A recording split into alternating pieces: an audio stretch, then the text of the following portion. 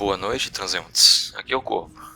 O que eu quero tratar no dia de hoje é um assunto que foi pautado por um amigo próximo e que eu pensei que serviria como um ótimo piloto para o canal O Pardieiro. Então, começando esse novo projeto, esse assunto ele me gerou algumas dúvidas, né? Esse assunto que meu amigo me pautou. Sobre as conceituações, né, que são hoje empregadas no mundo masculinista e de filosofia Red Pill em geral. Afinal, quem é a tal da unicórnio? Lembre-se que qualquer dos termos aqui sobre o que eu falarei, eles poderão ser esclarecidos em um vídeo de glossário, naturalmente, caso seja necessário, mas eu vou supor que os que aqui chegam procuram certa intelecção e aprofundamento naquilo que tantos outros canais já falam sobre filosofia, Red Pill e filosofia em geral também, porque isso será projeto dos próximos vídeos. Uma definição minimalista. Primeiro a gente vai tratar de uma definição, naturalmente, e eu resolvi selecionar uma definição holista que, ao longo do tempo, e ao meu ver, eu acredito que permeia várias das características mais respeitadas que existem por aí. A contramão do que os homens que seguem o seu próprio caminho falam, pelo menos aqueles que são mais extremistas, eu não acredito na inexistência do unicórnio.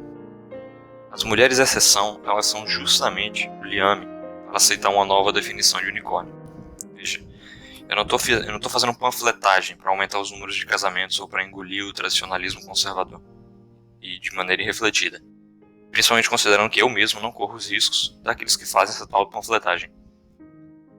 Isso supondo, claro, que os conservadores efetivamente fazem porque acreditam nisso, e não porque apenas realizam isso para garantir o seu status quo perante seus objetos de adoração. Isso é, como bem fala o Platinho, aquela famosa lei do debate público, de que as mulheres realizam filtro e movem a tal janela de Overton através da lei de Briffaut, inevitavelmente. A unicórnio, confundindo isso com a mulher exceção, é toda aquela que oferece mínimos relacionais. Essa vai ser a definição que eu vou usar daqui para frente. Isso é, garante a segurança e a certeza de que não vai abusar do aparato sistemático que a favorece ou terá desvios de caráter generalizados, capazes de se autodestruir ou de destruir o seu parceiro.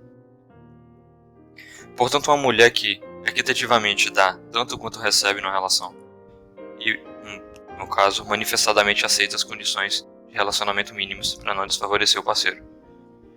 Isso, naturalmente, leva a inverter a balança e faria a mulher aparentemente dar mais, porque ela já está resguardada pelo sistema e assim se balanceia uma possível equação de troca relacional. Então, novamente, revisitando o que eu acabei de dizer, você vai ter 1. Equitativamente dá tanto quanto recebe na relação, e 2. Manifestadamente aceita as condições de relacionamento mínimas para que não desfavoreça o parceiro. Mas aí daí a gente fica com uma questão, né? É possível uma tradwife? Dirão que é impossível dada a condição da mulher como a parte mais frágil da relação.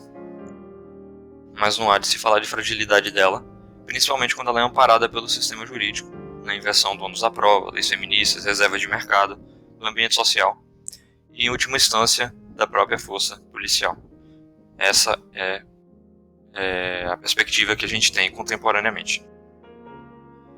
Vejam, não há fragilidade maior, na realidade, numa relação contemporânea do que aquela do homem.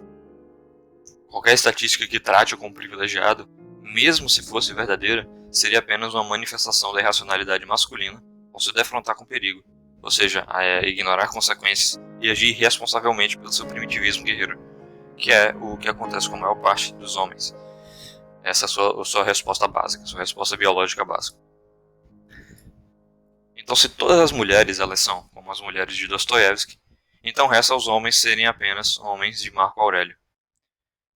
Nós podemos nos isolar com o nosso estoicismo e os nossos irmãos de batalhas, mas elas, meus amigos, não podem viver sem o nosso espírito cardinal por muito tempo. A mulher ainda é representada pela lua, nós pelo sol, portanto elas são seres orbitantes. Quem diz isso, e como bem trata esse assunto, é o Evola. Não é bem uma questão de perguntar se é possível ou não uma tradwife, em geral, mas é possível uma tradwife na contemporaneidade, e a resposta seria sim. Para o desespero ou não dos extremistas, e para a alegria ilusória dos cucks, ela existe sim. Mas não é como os dois imaginam. O minimalismo não se trata apenas de uma atitude perante si mesmo, mas de uma atitude perante a sociedade em larga escala. Para conquistar uma Tradwife, você vai ter de jogar o jogo da hipergamia, e se você vencer, você vai ter que se certificar de que ela te oferece o mínimo, ou seja, oferece mais, como a gente já falou. Simplificando de uma maneira simplória. Se você, entre todos os 6 de 10, for o melhor dos 6 de 10, então as suas 5 de 10, porque a grosso modo você não vai conseguir nada maior sem betagem, terá de abrir mão de todo o benefício que ela invariavelmente tem, ou seja, fazer sacrifícios por você.